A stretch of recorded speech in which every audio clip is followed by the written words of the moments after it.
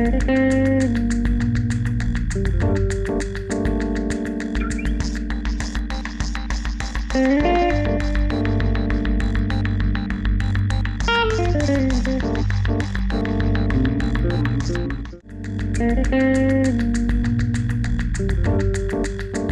plus simple est d'imaginer un corps humain.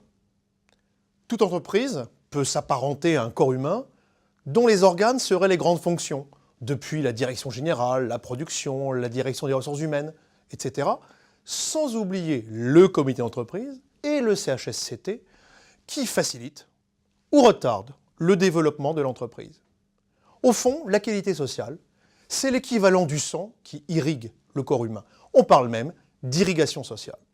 Pour connaître une croissance profitable à tous, une entreprise doit en effet posséder une organisation, un mode de fonctionnement et un système social qui permettent des relations harmonieuses entre ces différents organes et également leur injecte en permanence les moyens d'évoluer et d'être compétitifs.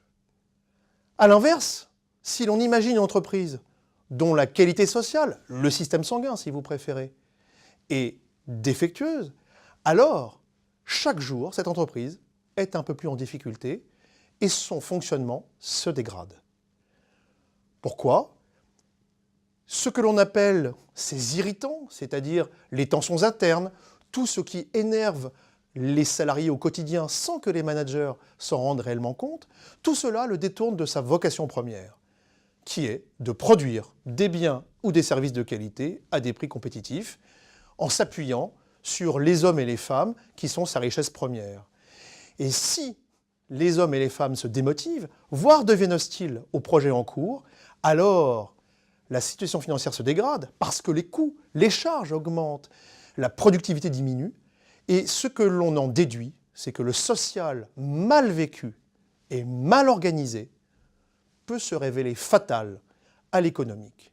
Pour Cardinal Sud, en un mot, la qualité sociale, votre qualité sociale, a pour but de réconcilier le social et l'économique, pour la performance de cette entreprise, bien évidemment, et aussi le bien-être de ses salariés.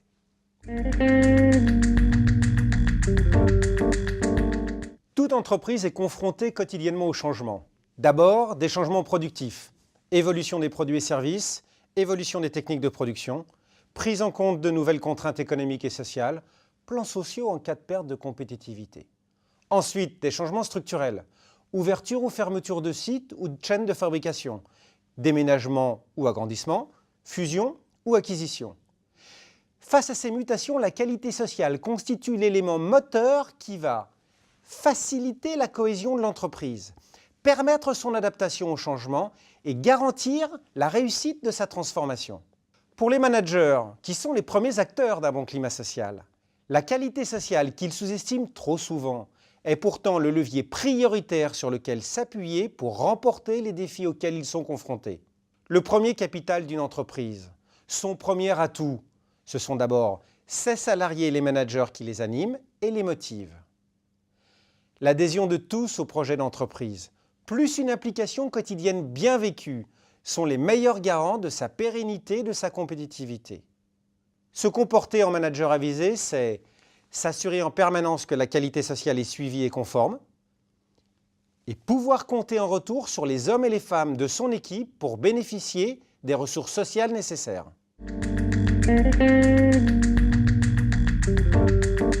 Pour parvenir à une qualité sociale optimale, les managers d'une entreprise doivent se montrer aussi professionnels dans ce domaine que dans leur domaine propre. Par exemple, connaître tout d'abord à tout moment le niveau de qualité sociale de leur entité, de leur entreprise, ce qui suppose de construire un système d'indicateurs de climat social fiable, suivi et animé. Cela suppose également de s'assurer que l'irrigation sociale fonctionne bien partout. Pour cela, chaque manager doit être formé à son rôle essentiel de premier acteur du climat social. Et puis, il faut aussi identifier en permanence ce que nous appelons les irritants. Vous savez, ce qui gratte, ce qui nous empêche d'être sereins dans notre travail, au quotidien, et qui, malheureusement, apparaît souvent peu important à notre manager qui, il est vrai, a beaucoup de consignes de travail économique techniques à faire respecter et appliquer. Il faut également que chaque manager soit capable, dans son périmètre de responsabilité, d'anticiper et de désamorcer ces risques d'explosion, ces risques de crise sociale et surtout de démotivation au quotidien.